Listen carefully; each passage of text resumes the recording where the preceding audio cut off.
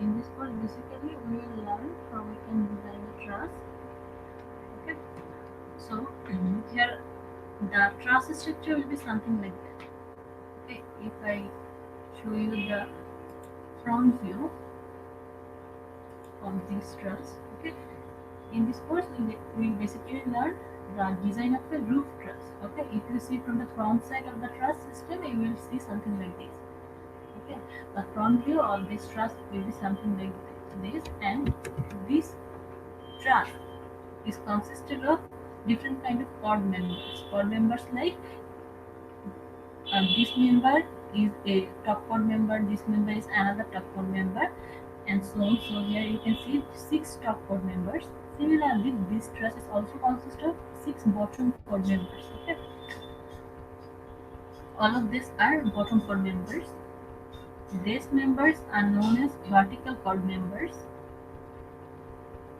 Okay, and these members are known as inclined chord member. Okay, inclined chord member. So here you can see that a truss is basically consisting of top chord, bottom chord, inclined chord, and vertical chord members. Now, this type of structure will be repeatedly used after a certain distance. Okay, here in this 3D view, you can see that we use this structure or this truss after a certain distance. Okay, here is a here you can see that here is a truss and similar type of truss. Another similar type of truss is situated after a certain distance from this truss, and in this way the structure is going on.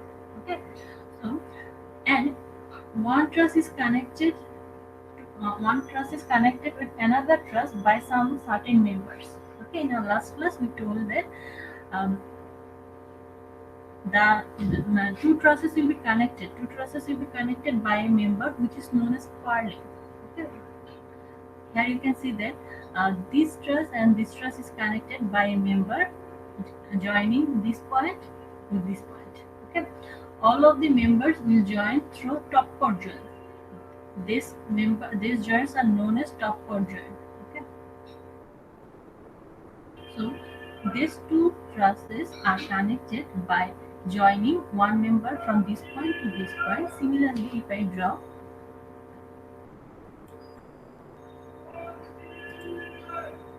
this top chord joint is connected with this top chord joint. Okay.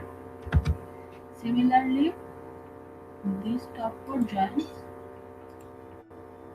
this top chord joint is connected with this top chord joint, and these members are known as purling members. Okay. Same configuration will be held for this position also.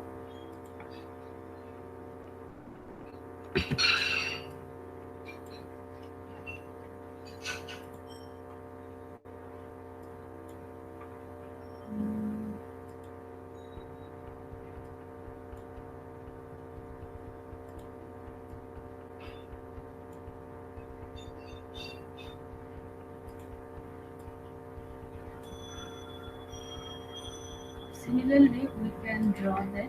I'm showing you just for the illustration purpose. You don't need to draw something like this. Okay, for this course. So this top chord joint is connected by member to this truss. Okay. Similarly, there is another top chord joint. Okay.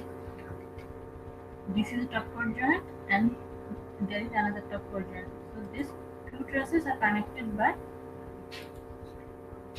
a member which is known as purlin. Okay, so and you can see that. Okay, the truss system is something like this. The, okay, here you can see that similar type of trusses are connected by a member which is known as purlin. Okay, and when the span between or when the span between these two lines. Okay, here you can see that this mm, here you can see that the distance between these two trusses. Okay, the distance between these two trusses is known as span of the truss. The distance from this point to this point is known as the span of the truss. Okay, and the member which is connecting two trusses are known as purlin. All of these members are purlin members, and these members are jointed from the top chord joint of one truss to the top chord joint of another truss. Okay, if the span of the truss is larger enough, okay, the span of the truss is also equal to the length of the purlin or span length of the purlin. Okay, there is a difference between spacing and span length. So suppose I am drawing a member like this is a member, this is another member. Okay, similar type of member. Okay, and I am telling that the distance from this point to this point. Okay, so suppose this distance is 10 meters, and it's also mentioned that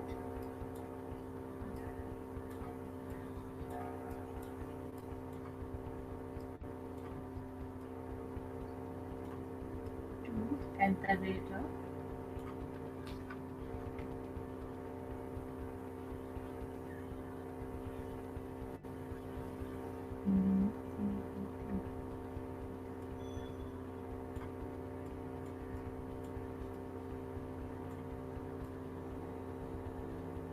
okay. So suppose this two information is given. So, say the length of these four things.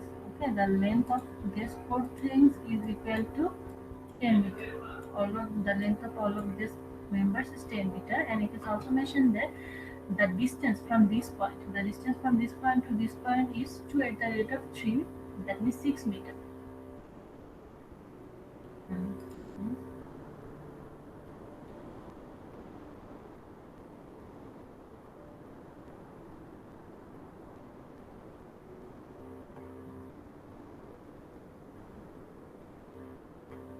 Mhm.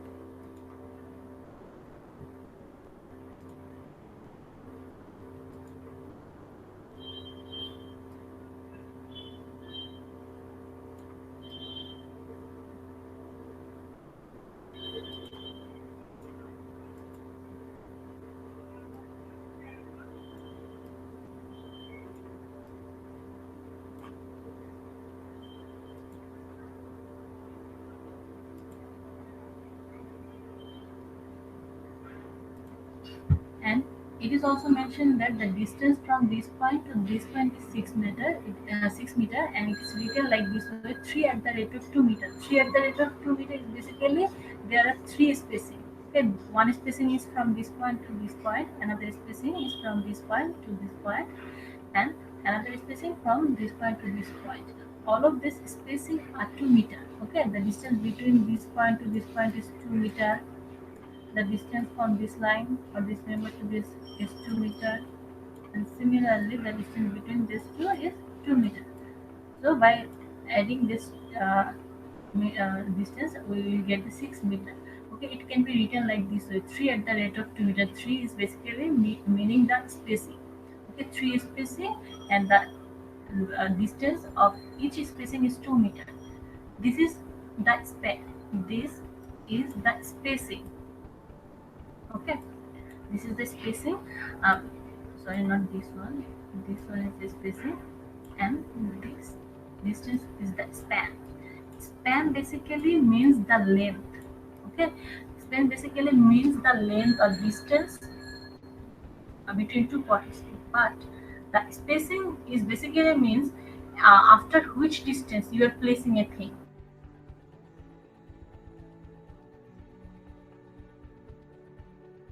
Place another member at 2 meter distance. ওকে, একটা জিনিস একটা member রাখার পরে তুমি মানে member গুলো একটার পর একটা কতটুকু ডিস্টেন্সে রাখতেছো সেটা হচ্ছে স্পেসিং। মনে করো তুমি চারটা রড রোডের উপরে রাখলা, চারটা রডকে তুমি একটা রড থেকে একটা রড 2 মিটার দূরত্বে রাখছো, তুমি কত দূরত্ব পর পর এক একটা জিনিসকে প্লেস করতেছো সেটা হচ্ছে স্পেসিং। আর তোমার তুমি যে জিনিসটাকে প্লেস করলা সেই জিনিসটার লেন্থ কত সেটা হচ্ছে span. span is the length or distance. You can see that you are putting four similar type of things, okay, on your table. Then suppose you are placing four similar scales on your table, okay. At which distance you are placing these four tables is known as spacing, and the length of the scale is known as span. Okay, the length of the scale, the length of the scale is known as span. And if you are placing these four scales at 2 meter distance, that means that 2 meter is the spacing. Okay, so this is the difference between spacing and span. বুঝছো কি span এবং spacing এর মধ্যে পার্থক্য? Did you understand what does mean by G span ma'am. or spacing? আচ্ছা, ওকে, এখন যে জিনিসটাতে আসি, so you can see that the length of the purlin is from this point to this point. So this is known as length of the purlin or span length of the purlin. Okay, and you can say that these purlins are situated. These purlins are situated after certain distance. Say suppose here you can see there is a placement of a purlin, and after a certain distance there is another placement of another purlin, and here you can see that there is a presence of another purlin. So at for this side you will see a purlin at this position, that at fourth position. Okay, for this side you will get four purlin which will be connected from one top chord joint to the another top chord joint of another truss. Okay, same goes for this one. For this side you will get four purlin members which are connecting one truss to the another. Okay, so the distance from this point to this point is known as span of the truss. At the same time, you can also say that this is also known as this is also equal to the length of the purlin. Now, if the length of the purlin is so large, okay, if the length of the purlin is so large, then there will be a placement of another member which is known as sag rod. It it will be placed from the midpoint of the purlin. আচ্ছা, এখানে হচ্ছে আমি point grab করতে পারবো না, ওকে, ওইভাবে জিনিসটা করা নাই আমাদের। আচ্ছা, এখানে আমি জিনিসটা আঁকতে পারবো না, এখানে যেহেতু পয়েন্টটা নাই, যে if the length of the purlin is large enough, then there will be a placement of another purlin. There will be a placement of another member at the midpoint of the purlin. Okay, at the midpoint of purlin, another member will be introduced if the length of the purlin is larger. Okay, this member is known as sag rod. Okay, here we will place another member at the midpoint of the purlin which is known as sag rod. This sag rod is basically used to reduce the deflection of the purlin. Okay, to reduce the deflection of the purlin, this member named sag rod is used. So this is basically okay. After placing all of these things, finally you will have to put a CGI sheet on top of the truss. Okay, after putting all of these things, that means to make a truss you used all kind of chord members. Then you use the purlin members to connect one truss to another. Then to reduce the deflection of the purlin member, you will use another member at the midpoint of the purlin which is known as sag rod. Also, to reduce the deflection of the system, you have to introduce bracing systems. Okay, to reduce the deflection of this truss system, you have to introduce bracing system. Okay, we will introduce three kind of bracing system: top chord bracing, bottom chord bracing, and vertical chord bracing. Okay, from this point to this point, okay, from this point to this point, a member will be introduced to reduce the deflection of the truss system. And again from this point to this point, these members are known as top chord bracing. These members are known as top chord bracing. Then again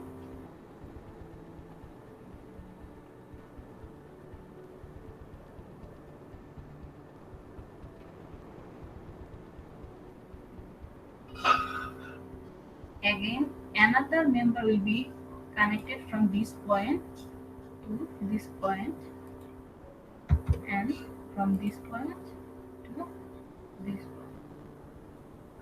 These members are known as vertical cord bracing. Okay. Similarly, another member will be introduced from the midpoint of this position to the midpoint of the opposite position, which is known as which is known as bottom cord bracing. If you look at the bracing system, you will see that there are three kind of bracing system. One is top cord bracing, okay. Another one is vertical cord bracing, and another one is bottom cord bracing. So you can see the whole system is consisting of different kind of different kind of cord member, like vertical cord member, top cord member, bottom cord member, inclined cord member. Then to reduce the deflection of the system, you are introducing some bracing system, which is known as bottom cord bracing, vertical cord bracing, top cord bracing. And to connect two trusses, you are connecting some member from one top cord joint to another top cord joint, which are known as purlin. And to reduce the deflection of the purlin, you are introducing another member at the midpoint of the purlin, which is known as sagger. So all of these elements are consisting the total roof truss system. And after placing all of these things, you have to put a CGI sheet on the top of the truss. Okay, actually on this CGI sheet, different kind of load will be applied on the truss. Okay, if you see a video,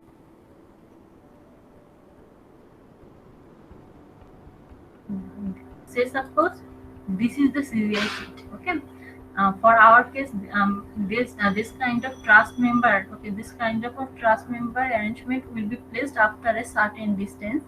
Okay, and these trusses will be connected on a will be supported on a brick wall. Okay, for our course we will use a truss which will be situated on brick walls, and this kind of truss system, similar kind of truss system, will be arranged or will be placed after a certain distance. And here will be the presence of all kind of elements, and finally a CGI sheet. Finally, a CGI sheet will be placed on top of the truss, and eventually, okay, say suppose this is the CGI sheet. Okay,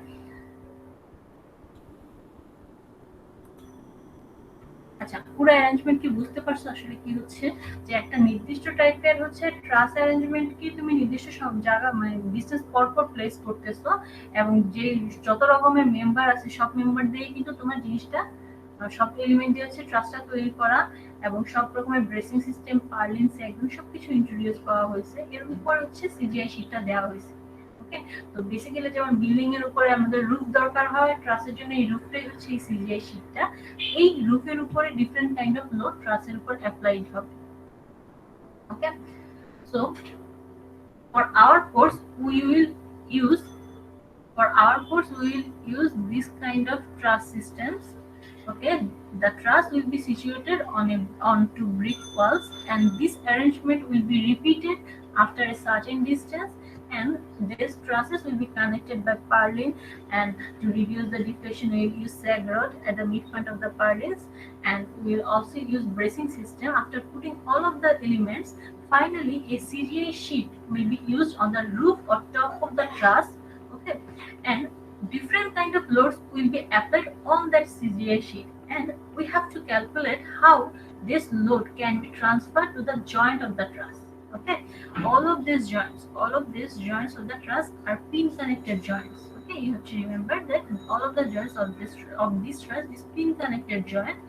We have to understand what kind of load can be applied, or what kind of load are coming on the roof of the truss, and how these loads can be transferred to the joint of the truss. Because we know that in case of a truss, the load can be applied on the joint of the truss only. Okay, in case of pin connected truss, the load can be applied only at the joint point. Okay, you can't apply a load at this position on the member.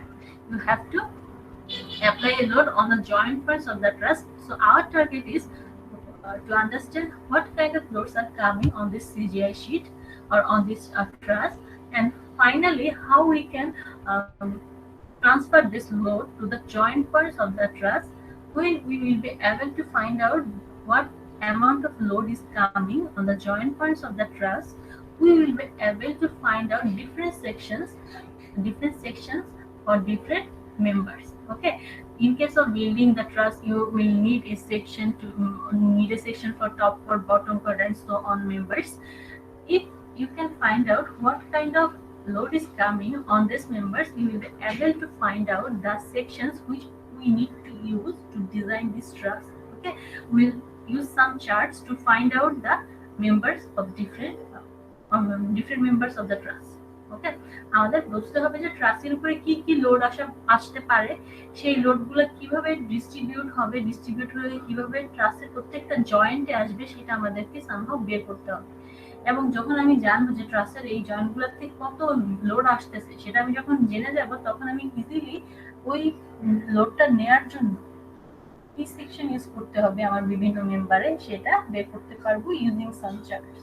যখন আমরা এটা বের করতে পারবো, তখন finally আমরা এখন জানি যে আমাদের এই সেকশনগুলো জোড়াতালি দিলে বা এই সেকশনগুলো যোগ করে দিলে আমি ট্রাসটা তৈরি করে ফেলতে পারবো। তো আমাদের পারপাস হচ্ছে এই জিনিসটাই বের করা, যে কি কি সেকশন ইউজ করবো কোন একটা গিভেন লোডের জন্য। I will provide you the data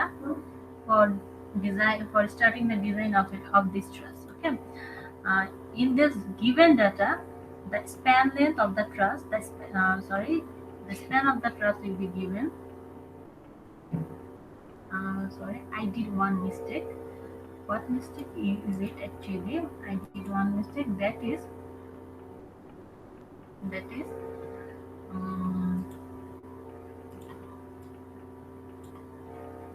Basically, if you look at this position, you will see this similar type of truss arrangement is placing after a certain distance. So basically, this distance is not the span. This distance is basically spacing of the truss, not span. Okay, I told it wrong. The distance between this trusses is known as spacing of the truss, because after a certain distance we are placing the similar type of truss arrangement. Okay, I told you span will be the total length of the member, and spacing is at which distance you are placing that member. Okay, so suppose if I tell you, you can see that a purlin member is placing at this position. Here is another purlin member. Here is another purlin member, and eventually at this position there is another purlin member. So we can say that we are placing purlin members after a certain distance at this position. So you can see that this position are known as spacing of the purlin.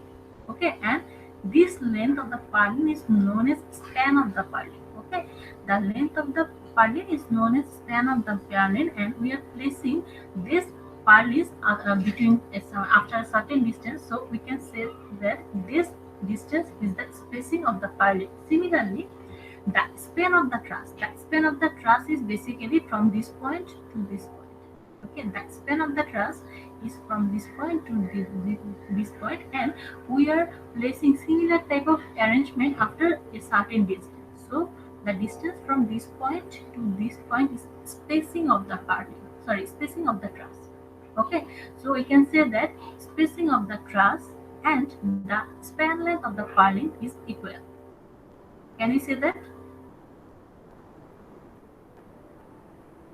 Yes, ma'am. Okay. Now, to design this truss, this kind of design data will be given. Span of the truss will be given to you. That span and rise ratio will be given to you. Okay, span and rise ratio is, what does it mean? That distance from this point to this point is known as the rise of the truss. Okay, that distance from this point to this point is known as the rise of the truss. So for designing purpose, the span of the truss will be given to you, the rise of the truss will be given to you. sorry, not the rise of the truss will be actually given. The ratio between the span to the rise will be given. Okay, the ratio between span and rise will be given to you, and the span of the truss will be given to you. From that, you have to find out the rise of the truss. If you know the ratio, if you know the span to rise ratio, and if you know the span, will you be able to find out the rise of the truss?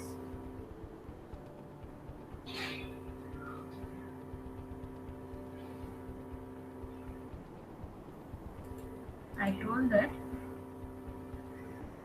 mm,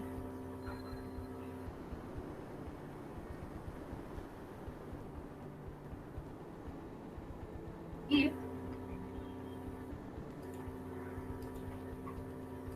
if in your design data, the rise of the truss divided by the span of the truss, that means if the rise to span ratio is given to you, okay, if the rise to span ratio is given to you, at the same time it is also mentioned that the span of the truss, say suppose the span of the truss is 40, okay, the span of the truss is 40, then will you be able to find out the rise of the truss?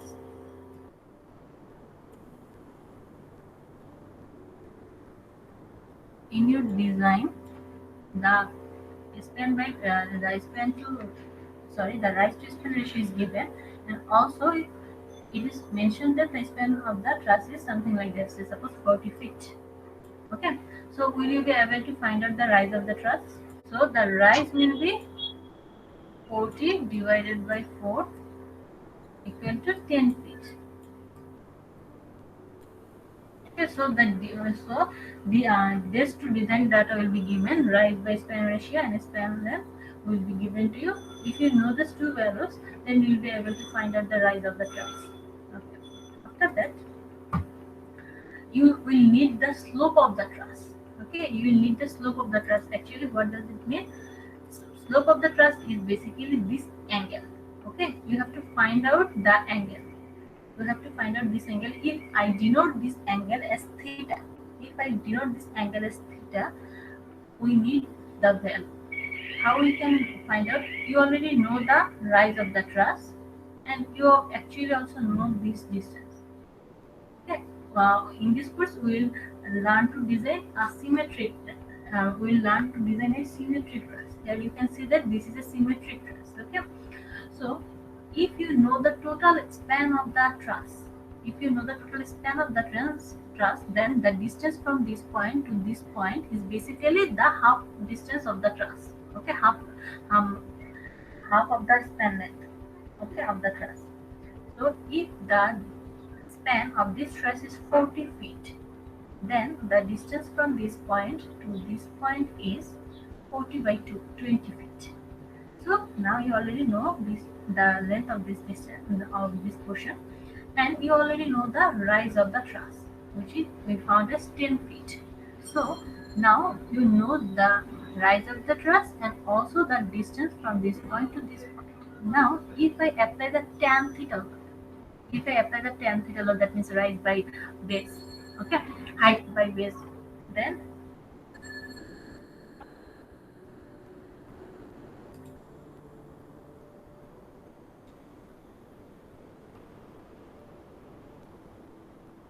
tan theta equal to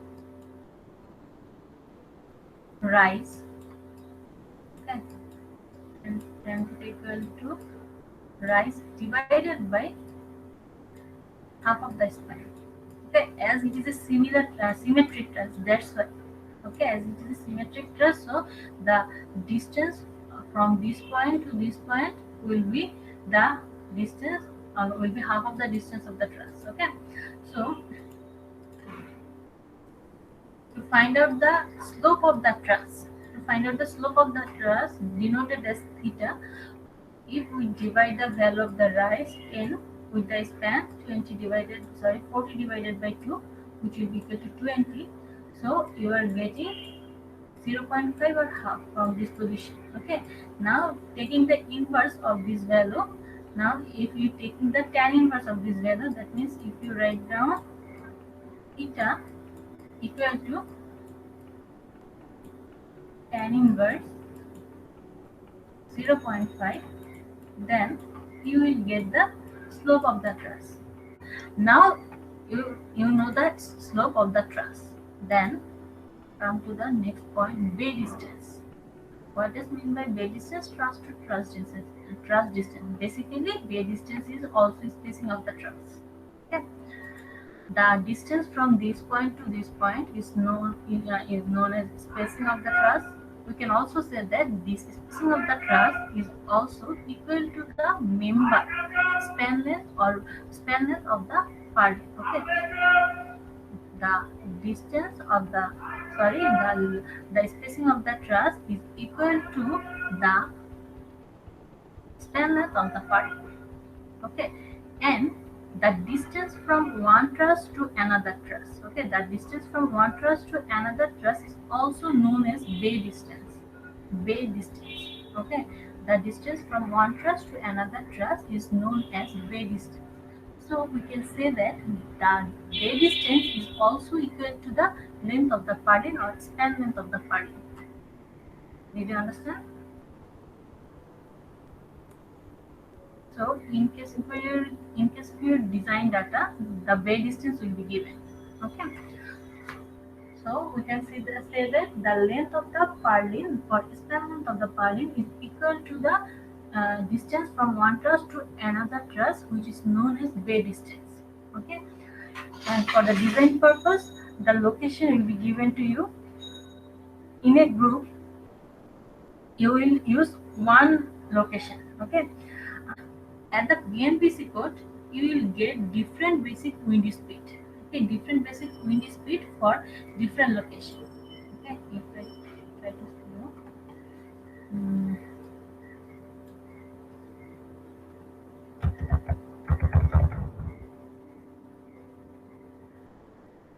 From the BMPC code, okay, from the BMPC code, you will be able to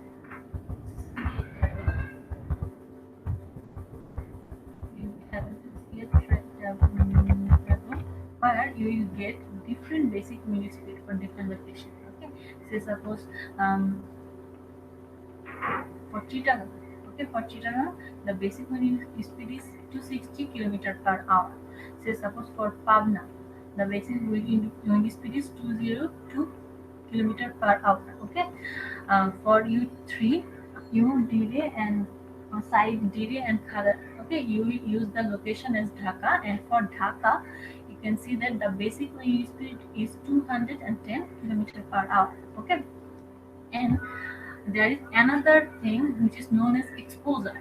Okay, exposure is basically refers to the condition of the terrain surrounding the building system. That means at which place you are situating the building. Okay, the overall condition of that terrain is known as the exposure.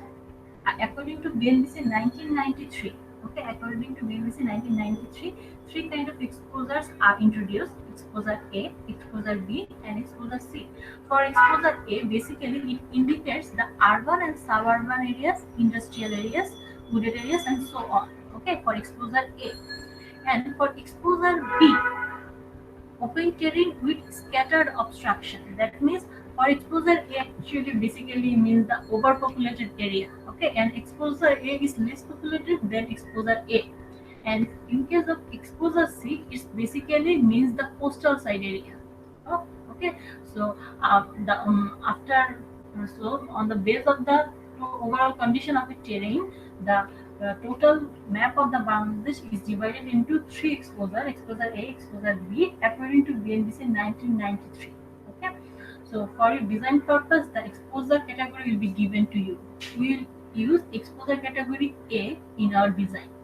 We will use exposure category A for our design. It is applicable for all of the groups. Okay, সব গ্রুপই হচ্ছে আমরা exposure A category দিয়ে হচ্ছে কাজ করব। তারপরে why we need to know the exposure category, because depending on the exposure category, okay, depending on the exposure category, the value of different coefficient will be different. Okay, that's why we have to know at which place we are situating our structures. Okay, say suppose for exposure A. For exposure A, if you want to find out the value of a coefficient, okay, we will get it know later what does mean by CZ or something else. Okay, say suppose you are building a truss. Okay, for the place where you are situating this truss, the exposure is exposure C.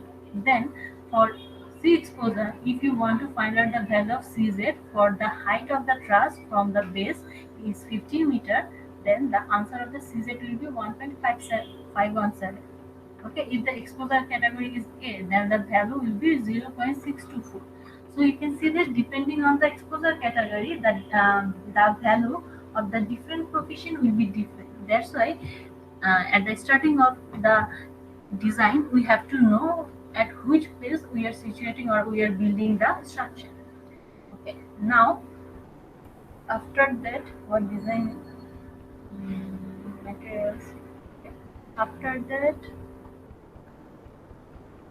okay, and the length of the height of the wall on which the truss is situated. That means the truss is supported on a brick wall, and the height of the brick wall will be 12 feet. Okay, I will give all of the design data. Okay, I will modify this design data and will be given to you. So this design data will be basically needed to design the roof truss. The span length of the truss, the span to rise ratio, then bay distance, location, and the basic wind speed. You will get the basic wind speed from the chart, exposure category, and the height of the brick will be given as your design data. On the basis of this design data, you have to design the truss. Okay. Now I am going to the very first part. I am going to the very first part of this design. In our first design, our first design will be done on purlin. Okay, our first design will be done on purlin. That means we have to find out which purlin section we will use to build this truss. Okay, so before designing a purlin, and that means before finding out the section of the purlin, we have to understand what kind of loads can be applied on the truss. Okay, can you tell me what kind of loads can come on the truss? So suppose for a building, we can say that there will be different kind of loads like dead load, light load, wind load, earthquake load, and wind load and earthquake load is simultaneously known as lateral loads. Okay, so we can say that this kind of loads are basically applied on the building in case of our country purpose. Okay, so suppose for a winter based country, okay, there will if snow is falling at that country, you also have to consider the snow load. But in our country, we don't face this problem, this snow load type of things. That's why we don't need to calculate or don't need to consider the snow load. Okay. So for our country purpose, basically we can say that different kind of loads like live load, dead load, wind load, and earthquake load can come up on the building. So now my question is, which kind of load can come on these truss members? Similar to the building, the load that can be come upon the truss is dead load, live load, wind load. Okay. The effect or the contribution of the earthquake load is very less in this case. So we can consider that three kind of loads can be applied on this truss. One is dead load, another one is live load, and another one is wind load. Okay, we will design the purlin on two parts. We will design the purlin. First one, there will be two cases to design the purlin. For one case, we will not consider the wind load. Okay, we will design the purlin for two cases. For one case, we will consider the design of the purlin only considering dead load. Okay, for case one, we will design the purlin considering dead load only. In case of case 2, for case 2, we will design the purlin for both dead load plus wind load. Okay, so for designing the roof truss, our first target is to design the purlin. Now the question is why we need to design the purlin at first. The arrangement of the truss is something like that. There is a truss, and this type similar arrangement will be repeated after a certain distance, and after using the different kind of bracings and purlin sections, and purlin sag rod members. Finally, a CGI sheet will be placed on the top of the truss, and the load basically will come on the CGI sheet, and the load that is coming on the CGI sheet will be transferred to the purlin at first. Okay, like in case of building, we can say that the load transfer mechanism works like this way. At first, the load is coming on the slab. The slab is transferring the load from slab to secondary beam. Then the load is transferring from secondary beam to girder or primary beam. After that, the load from the primary beam will be transferred to the column and eventually to the foundation of the building. So in case of truss, if we tell the load transfer mechanism, then at first the load will be applied on the CGI sheet, and the CGI sheet will transfer the load from itself to the purlin. Okay. After that, when the load will be come on the purlin, it will come as a UDL. Okay, uniformly distributed. At first, the load will be applied on the CGI sheet, and the load then will come on the purlin as a UDL. Okay, from the area load, it will be treated. It will be as a UDL on the purlin. Okay, when the load will come on the purlin, it will be transferred to the joint points of the truss. ওকে, প্রথমে CGI শিটের উপরে লোডগুলো আসবে, যে এই ধরনের load আসা possible সবগুলো load হচ্ছে সিজিআই শিটের উপরে অ্যাপ্লাই হবে। সিজিআই শিট থেকে লোডটা ট্রান্সফার হয়ে পার্লিনের কাছে আসবে। যখন সিজিআই শিটের উপরে লোডটা আসতেছে, সেটা কিন্তু পুরো এরিয়া জুড়ে আসতেছে। যখন সিজিআই শিটের উপরে লোডটা আসতেছে, লোডটা কিন্তু পুরো হচ্ছে সিজিআই শিটের এরিয়া জুড়ে আসতেছে। এরপর সিজিআই শিট থেকে লোডটা হচ্ছে পার্লিনের মধ্যে আসবে। যখন পার্লিনের উপরে আসবে, তখন সেটা এরিয়া লোড বা পিএসএফ লোড থেকে হচ্ছে ইউডিএল পার ফিটে লোডে কনভার্ট হবে। কিভাবে কনভার্ট হবে সেটা আমরা দেখব। যখন পার্লিনের উপরে লোডটা চলে আসবে, তখন সেই পার্লিন থেকে লোডটা ইভেন্চুয়ালি হচ্ছে আমাদের পার্লিন থেকে এই লোডগুলো ইভেন্চুয়ালি আমাদের জয়েন্ট পয়েন্টস গুলোতে চলে আসবে, ক্লাসের জয়েন্টে চলে আসবে। যেহেতু আমরা জানি হচ্ছে পিন কানেক্টেড ট্রাসের ক্ষেত্রে লোডগুলো কিন্তু শুধুমাত্র জয়েন্টে অ্যাপ্লাই করা পসিবল। ট্রাসের ক্ষেত্রে কিন্তু আমরা ট্রাসের মেম্বার উপরে কখনো লোড দেই না, আমরা কিন্তু লোড দিলে জয়েন্টে দিই। আমরা যদি সামহাউ লোডগুলোকে ট্রান্সফার করে ট্রাসের জয়েন্ট পর্যন্ত নিয়ে আসতে পারি, তখন আমরা ইজিলি হচ্ছে সেই জয়েন্ট পয়েন্টসগুলোর লোডের বেসিসে ট্রাসে কত মেম্বার ফোর্স আসতেছে সেটা আমরা পেয়ে যাব। একবার যদি ট্রাসে তুমি মেম্বার ফোর্স কত আসতেছে এটা বের করে ফেলছো, তখন তুমি চার্ট থেকে ইজিলি হচ্ছে ওই ট্রাস মেম্বারের সেকশনগুলো বের করতে পারবে। ওকে, at first the load will be applied on the CGI sheet, and this is basically the area load, PSF load. Now when this load will be transferred to the purlin, okay, when this load will be transferred to the purlin members, it will be transferred from area load to the from area load to the UDL load, that means per feet load. Okay, when the load will be transferred from CGI sheet to the purlin, it will be transferred as a UDL load. Okay, then when this load that is coming on the purlin is transferred to the joint points of the truss, when you will be able to transfer the area load that was applied on the CGI sheet to the joint loads at the joint point of the truss. Now easily you will be able to find out the member force of different truss members using joint or section method. We already know how we can analyze a truss, isn't it? You will again learn the truss analysis in your CH313 course. Okay, in our engineering mechanics course, we already learned how we can find out the member force of different members of a truss using joint method and section method. শিখছিলে তোমরা এটা? Did you learn that? Did you learn how we can analyze a truss by using joint and section method? Yes, madam. Yes. Okay. So we will use that knowledge in our course. Okay. When we will be able to transfer the load on the joint parts of the truss, we will be able to find out the member force of different members of this truss. When we will be able to find out the member force of different member of the truss, eventually we will be able to find out the section of different members of this truss using some charts. Okay, and when you know the sections of the different members, you will be able to build the truss.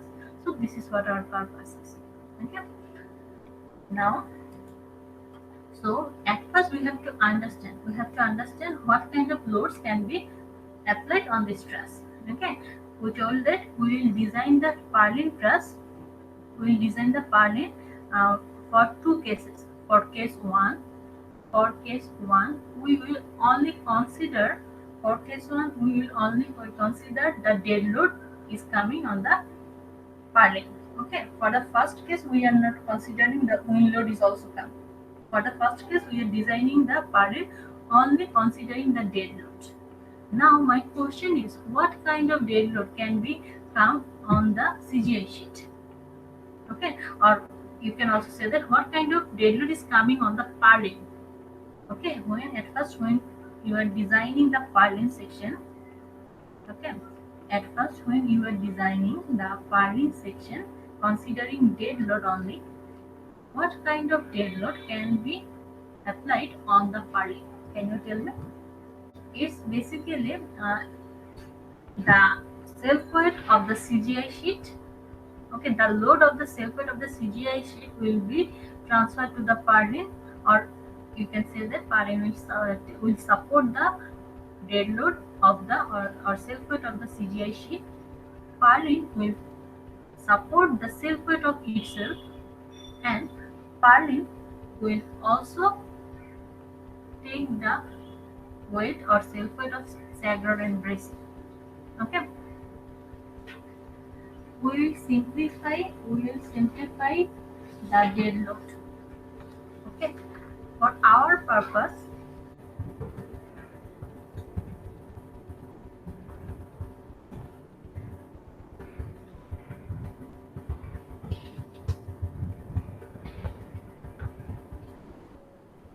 okay, our first target is to design the purlin considering dead load only. Okay, our first purpose is to our first purpose is to design the purlin considering dead load only. Okay, now we have to understand what kind of dead load can come on the purlin. Okay, first we have to first understand what kind of dead load can come on the purlin. So at first the CGI sheet roofing weight or self weight. Okay, CGI sheet roofing oil or self weight. Say suppose at first we will assume this loops. Okay, and finally we will find out this section. Then we will cross check our assumptions with the value we got. Okay, at first we will assume the self weights of these things, and finally we will find out the section of the truss. Section of the purlin section, and then we will cross check our assumptions. Okay, say the CGI sheet of the roofing weight is 2 ps. You can consider 2.5 or 4 ps if it has to. Okay, then the purlin,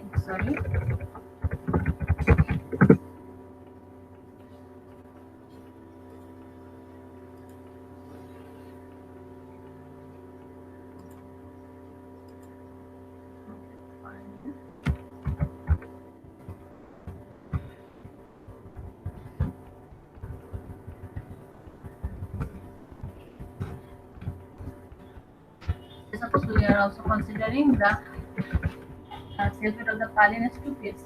Okay, whenever you are designing or you are constructing a roof truss, you already will be able to know the weight of the CGI sheet. Okay, what kind of CGI sheet you are using, you will by you will be able to know the weight of the CGI sheet from that thing, if you are using a CGI sheet for your constructing purpose. But now actually our assumed value is, as we have to design the purlin, that's why for this course we have considered the CGI sheet as two cases. Okay, but in your practical life you will get this weight from measuring the CGI sheet.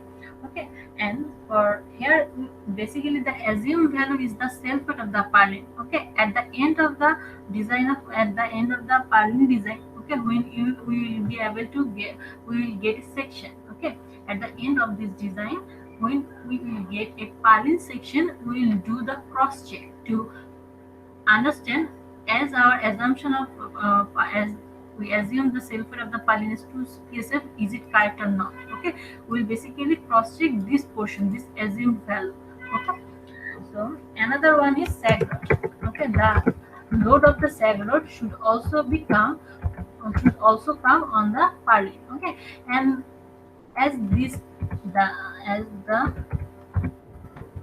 as the load or self weight of the sag load is so negligible, you can uh, neglect the value of sag load, or you can consider it as 1 psf or 0.5 psf, it up to you. Okay, so basically here you can see that this kind of loads can come upon the purlin section when you will consider the dead load case only. Okay, so when you are designing a purlin considering dead load only, this kind of dead load can come on the purlin. Okay, the self weight of the CGI sheet, the self weight of the purlin itself, and the load of the sector. So if I sum the total loads, okay, if I sum the total dead loads, if I sum the total dead loads, total dead load, which will be total, okay, equal to 4 psi. Did you understand after this question? এখন পার্লিনের তুমি design করতেছো, ওকে, পার্লিনের design তুমি দুইটা স্টেপে করবে। একটা step হবে dead load শুধুমাত্র চিন্তা করে যে পার্লিনের উপর সব শুধু ডেড লোড আসতেছে, এটা চিন্তা করে প্রথমে আমরা পার্লিনের জন্য একটা সেকশন বের করব। তারপরে আমরা আরেকটা ডিজাইন করব, যে ডিজাইনে আমরা ডেড লোড এবং হুইল লোড দোনোটাই হচ্ছে চিন্তা করব, মানে পার্লিনের উপর ডেড লোডও আসতেছে, হুইল লোডও আসতেছে। এই দুটাকে মানে এই কন্ডিশনটা চেক করে আমরা আরেকটা পার্লিনের সেকশন পাবো। এই দুটো সেকশনের মধ্যে যে সেকশনটা বড় হবে, এই দুটো সেকশনের মধ্যে যে সেকশনটা বড় হবে সেই সেকশনটাই হবে আমার purlin section. Okay, to find out, to do the design of a purlin, we consider two cases.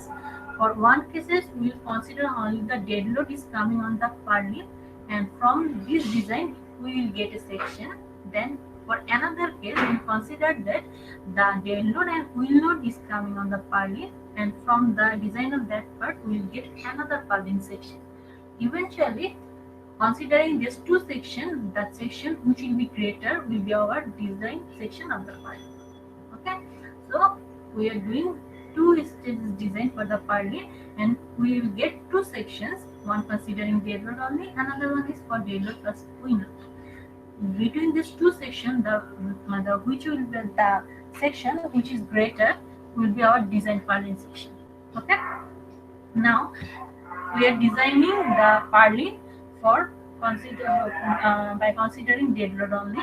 Okay, now our target was to find out the dead load that can be applied on this purlin section.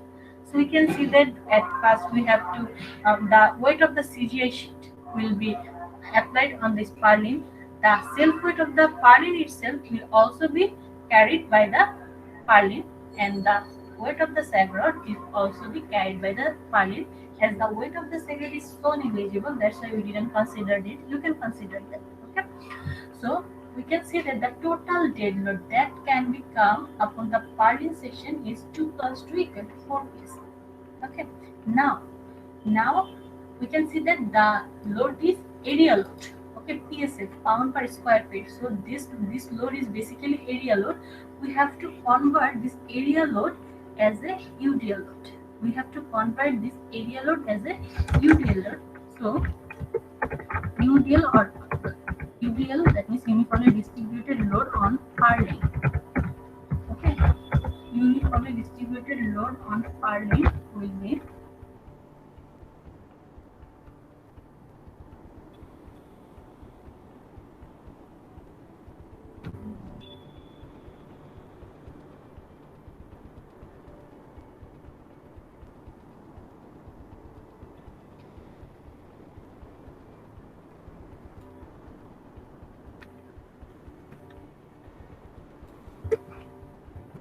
WDL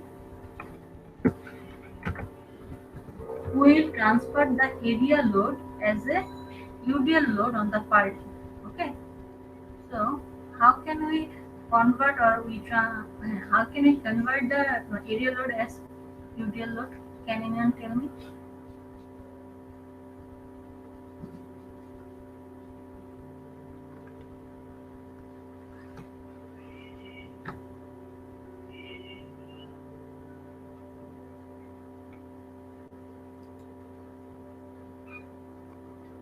Okay.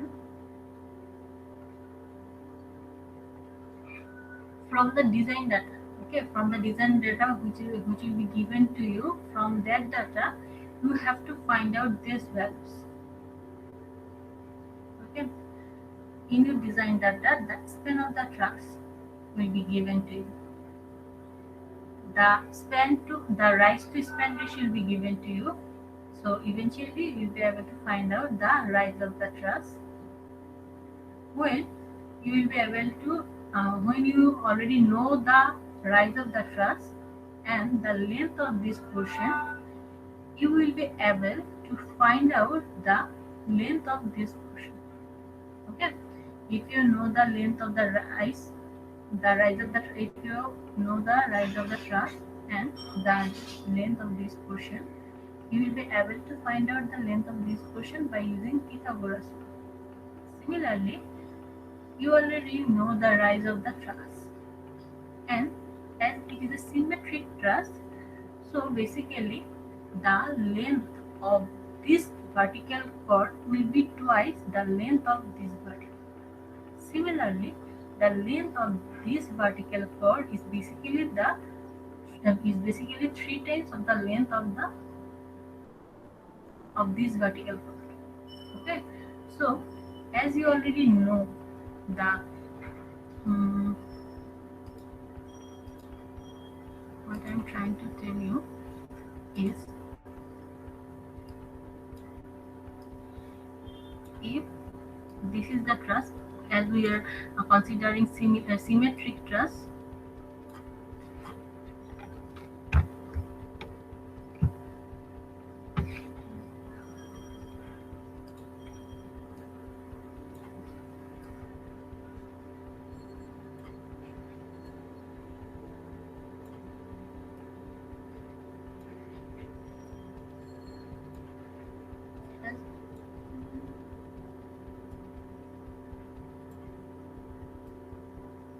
though I am unable to draw the truss at that according to the scale, try to understand. As it is a symmetric truss, so the length of this vertical member will be twice the length of this portion, and similarly the length of this vertical chord will be 3 times of the length of this vertical chord.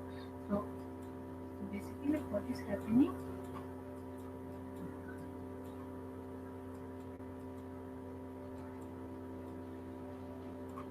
okay, now as you already know the rise of the truss, okay, say the rise of the truss is 10 feet.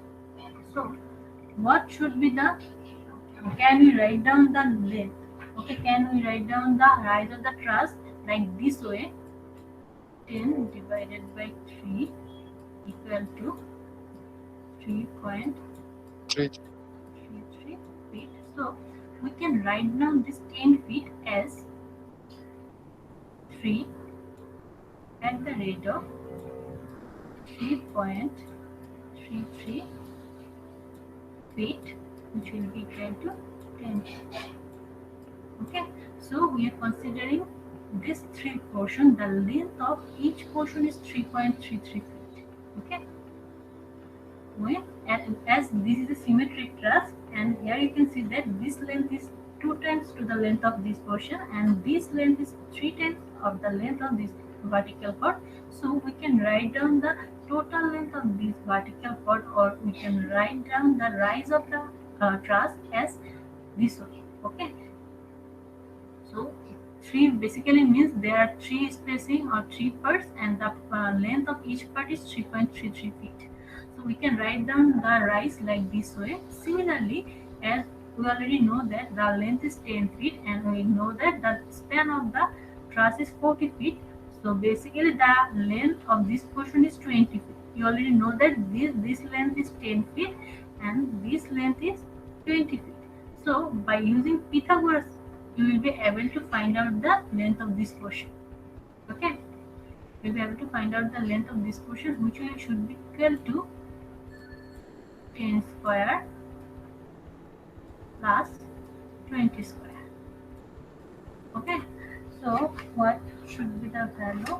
Okay, the value will be 10 square plus 20 square. The value will be 22.36. Okay, the value of this portion,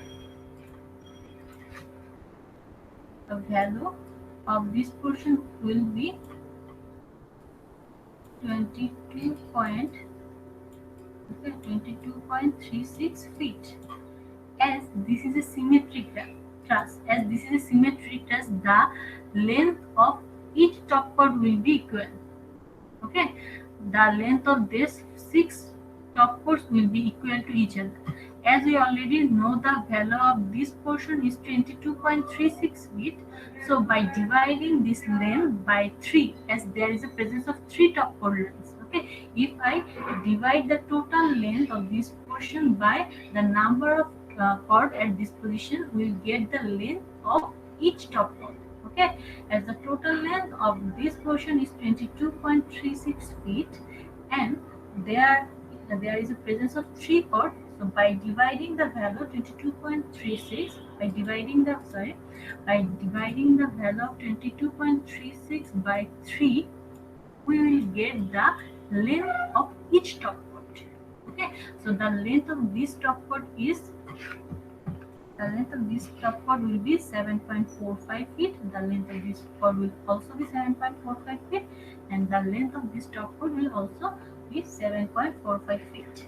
Okay, as the truss is symmetric, if the truss will be symmetric, the length of the top chord would be the same. Okay, from today's lecture, we was able to understand the objective of our course. Our objective of this course is to design a roof truss, and to design the roof truss, we have to find out the section of different members of the truss. And for the design purpose, we will be needed some data. This data will be given to you. Okay, I will modify the data and I will provide the data at the Google Classroom and also at the VLC. Okay, depending on the data, we will design the roof truss for this course. Okay? So the task of your next day is you will draw a purling. Sorry, you will draw a truss member. Okay, like this. You will draw a truss member. Okay, you will start writing. Giving the heading design of purling. We will start write.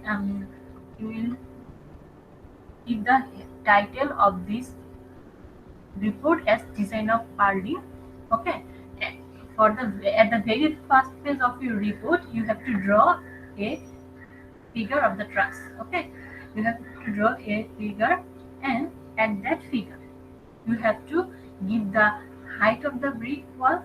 You have to put the value of the span of the truss. You have to give the value of the rise of the truss like this way. Okay, we also have to write down the length of this portion. Okay, the length of this portion in this way, 3 at the rate of something. It means that there are 3 top chord members, and the length of each top chord member is 7.453 feet. Okay, you have to draw a truss like this way. And after drawing a truss and after mentioning this information on the truss, you have to, okay, you also have to give the name. Okay, you have to draw these 2 things. Okay, in figure you will mention the distance of these three things and the height of the brick wall. And in this figure you can see that the joint of the truss is named as for lower part the joint point is named as L0, L1, L2, L3, L4 up to L6, and for the upper joint for the topper joint the joint is named as U1, U2, U3 up to U5. Okay, so you have at first you have to draw these two figures for your very first report, and you have to mention the data which will be given for your group. Okay, the data will be different from one group to another. Okay, according to your given data. Okay, the data I will give you to you. According to that data, you have to draw. At first, you have to draw these two figures. After that, you will write down the design data. Okay, after that you have to write down the design data. That means you have to you have to write down what span length you are using for your design purpose, what is the span to rise ratio, and you have to find out the slope of the truss, and bait distance will also be given to you. The location will be given to you from the chart. You have to find out the basic wind speed and the exposure category and the truss and the height of the brick wall will also be given to you. Okay, in our next class we will learn how we can design a parley considering dead load